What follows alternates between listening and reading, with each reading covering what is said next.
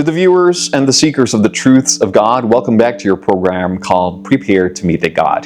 This is a program made especially with the mission of allowing the truths of God to be spread in this world, slowly fading into the darkness of falsehood and wrong doctrines. Now, all of that is made for the sake of preparing a people ready to meet the Lord when He is to come at the soon coming of Jesus Christ, our Lord and Savior, in this world at His own time. This is an important episode of the Godhead series, my brethren, where we will come to understand the reason and the beauty behind Jesus Christ being called the begotten Son of God and the Almighty to be called the Father. Now, to some, they have an idea that there must be a reason for being called the Son of God, just like being called Wonderful, Counselor, the Governor, the Ruler, the Everlasting Father, the Prince of Peace, the Word of God, the Lamb of God, or the Savior, the Mediator. There rests a reason of being called the Son of God, then closely associated to become the Son of Man. Now, let us ask for the wisdom of God in prayer to grasp these deep and eternal truths. Pray with me, my friends. Father in the Most High, we come humbly to the throne of mercy open to humanity. We are here to thank Thee and return thanks, praise, and honor to Your holy name. Thank You for giving us opportunity upon opportunity to increase the light that we have and comprehend what we need to understand about the Godhead. We ask for the guidance of the Holy Spirit to come and give us great wisdom in these matters. Only bless the listeners with attentive ears and humble hearts to come and understand and appreciate the sonship of Jesus Christ through this episode. Forgive us for the sins that we have done against Thee in our words, deeds, and thoughts. Lead us away from the wiles and the temptations of the enemy and bring us to the light and soon to Your everlasting arms. All these things we ask and hope to receive in the name of Jesus Christ, our Lord and Savior. Amen. Now, my brethren, to begin this episode, let us nail firstly an absolute truth that will not be changed, but rather heavily appreciated in this program, and that is that God is the Father of Christ and Christ is the Son of God. These positions, these roles, did not come to effect in a certain period of time, but rather has been the title of Jesus Christ from everlasting. Just like being called the Lamb of God before the foundation of the world, Christ is called the Son of God even in the heavens before all things came to exist. And that is eternally true. But from here stems the problem that most Christians find difficulty in trying to understand. Is Christ derived from the Father being begotten of the Father?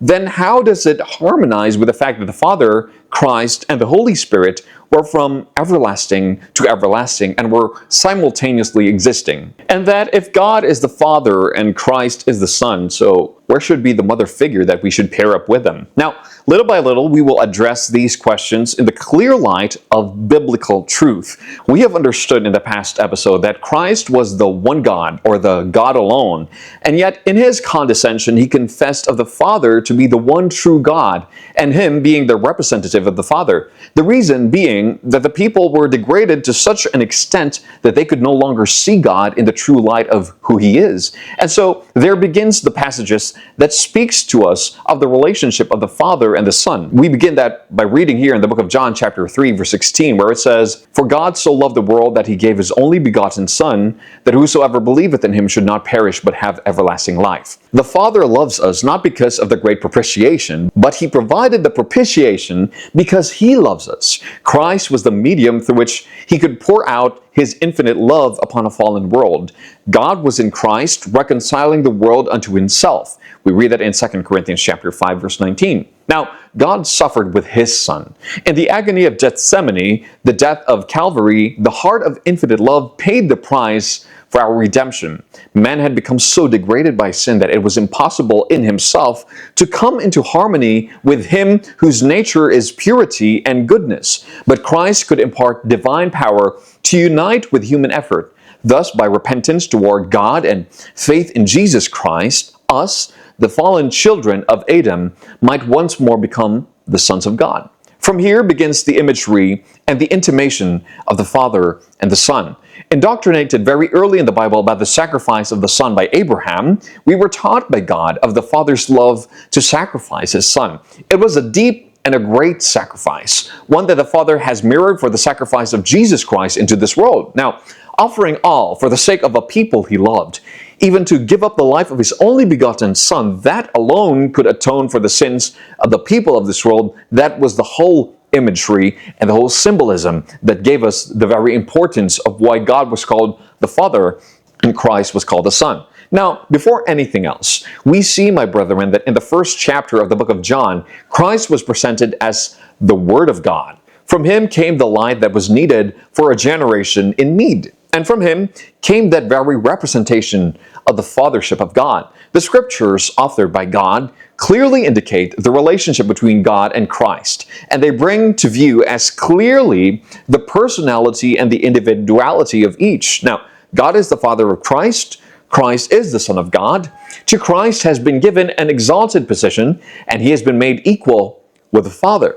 All the counsels of God are open to his Son. This unity is expressed also in the 17th chapter of John, in the prayer of Christ for his disciples, where he said, "Neither pray I for these alone, but for them also which shall believe on me through their word, that they all may be one, as thou, Father, art in me, and I in thee, that they also may be one in us, that the world may believe that thou hast sent me. And the glory which thou gavest me I have given them, that they may be one, even as we are one, I in them, and thou in me, that they may be made perfect in one, and that the world may know that thou hast sent me, and hast loved them as thou hast loved me." John chapter 17, verse 20 to 23. The unity that exists between Christ and his disciples does not destroy the personality of either. They are one in purpose, in mind, in character, but not in person. It is thus that God and Christ are one. And so that unity of Christ and the disciples being given power to become the sons of God was the same thought about Christ's sonship. It was not at every occasion that the title of being the Father and the Son was used to reveal the work and the will of God. It was during the time when humanity could no longer see the love of God, and in their degradation, the Savior had to condescend to reach them where their knowledge and understanding was left stunted, so low and so poor. Of the sonship, it speaks here in the book of John chapter 1 verse 12 and 13, where it says, "But as many received him, to them gave he power to become the sons of God, even to them that believe on his name, which were born not of blood, nor of the will of the flesh, nor of the will of man, but of God." And it continued to be a teaching through the mouth of the apostles, even in the book of Philippians chapter 2 verse 15, where it says, "That ye may be blameless and harmless, the sons of God without rebuke, in the midst of a crooked and perverse nation, among whom ye shine as lights in the world." And more importantly, we can read here in the book of 1 John chapter 3 verse 1, where it says, "Behold, what manner of love the Father hath bestowed upon us, that we should be called the sons of God. Therefore the world knoweth us not, because it knew him not." Now, my brethren, when Christ was in this world, he taught about the dependence and the supplication that one is to make to the Father. This was a point wonderfully known through the prayer that he taught in the book of Matthew, where it says here in Matthew chapter 6, verse 9 to 13, saying, "After this manner therefore pray ye, Our Father which art in heaven, hallowed be thy name. Thy kingdom come, thy will be done on earth as it is in heaven. Give us this day our daily bread, and forgive us our debts as we forgive our debtors. And lead us not into temptation, but deliver us from evil, for thine is the kingdom, and the power, and the glory forever. Amen." Now, Jesus spoke to his disciples, pointing his hearers to the ruler of the universe under the new name, Our Father. He would have them understand how tenderly the heart of God yearned for them. He teaches that God cares for every lost soul in this world, that like as a father pitieth his children, so the Lord pitieth them that fear him. Such a conception of God was never given to the world by any religion but that of the Bible. Now, heathenism teaches men to look upon supreme beings as an object of fear rather than of love, a malign deity to be appeased by sacrifices, rather than a father pouring upon his children the gift of his love.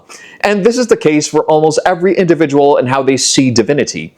Even the people of Israel had become so blinded to the precious teaching of the prophets concerning God that this revelation of his paternal love was, as an original subject, a new gift to the world. And that revelation came through the sacrifice of Christ. It means, my brethren, that the Eternal Father and the Eternal Son are titles that display a grand purpose and the true will of God.